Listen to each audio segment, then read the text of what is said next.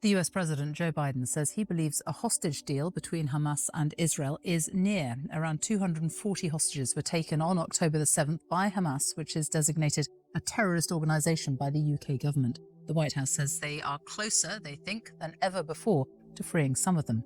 In Gaza, a group of 28 premature babies who were trapped by the fighting around the al-Shifa hospital in Gaza City have now arrived in Egypt via the Rafah crossing for medical treatment.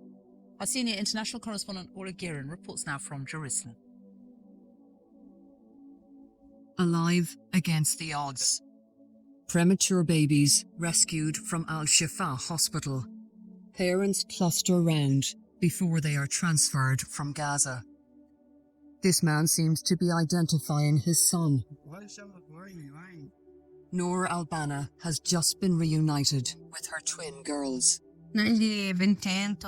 I didn't know anything about their condition. Today I saw them for the first time since the day they were born. Thank God, I have been reassured that they are fine. Then they are wrapped up for the journey across the border. Faces of the war in Gaza, whose suffering caught the attention of the world. In Egypt, specialists standing by with a waiting incubator. Still desperately vulnerable, but now safe from harm. Unlike about 1 million other children who remain trapped in Gaza. In Israel, families of those held in Gaza are daring to hope there will be a deal to free at least some of them. This was the moment on October 7th when the hostage ordeal began. Here, women being dragged away by Hamas, barefoot and in terror. Gil Dickman's cousin was among them. So this is my cousin, Carmel, 39 years old.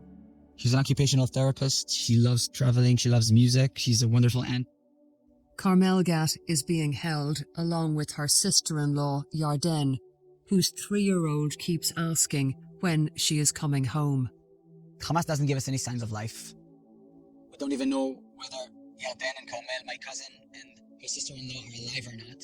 The same goes for about 40 Israeli children being held hostage, among them babies.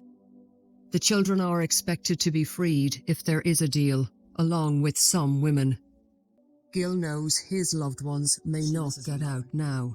Some of them are going to come before the others, and they understand that some of them are going to come before Carmel and Yarden. I believe if they're there, they also understand it, and they want the children to come back before them. For Israelis, a deal may bring dozens of hostages home. For Palestinians, a few days' respite from Israeli bombings. Orla Guerin, BBC News, Jerusalem. So how close could we be to hostages being released? Our security correspondent Frank Gardner is with me. The White House is sounding fairly optimistic. Yeah, they are. I mean, I've spoken to a number of people involved indirectly in this potential deal, and they are optimistic. But we've been here before, and this is terrible for the families who have had their hopes raised and then dashed. But I have to say that I think we're probably closer than we've ever been before.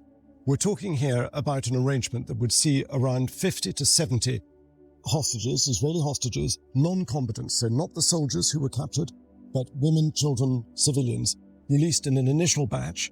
And in return, there would be a pause of, say, 6 hours a day for about 4 days, for 3 to 5 days, and there would be fuel allowed into Gaza. And none of this is actually agreed absolutely yet, but what the parties are saying is that the fundamental agreement is in place. What's been holding it up is the logistics and the practicalities of it. What does that mean in practice? Well, the negotiations are taking place in Doha, in Qatar, but it takes time to get those messages back to the military commanders in Gaza, who of course are fighting a war and they're underground, so they don't get immediate answers. And of course, the longer this war goes on, the fewer of those military commanders there are to actually answer it.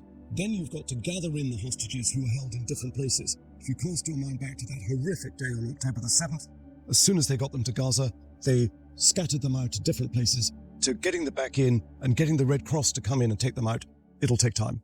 Frank Gardner, thank you.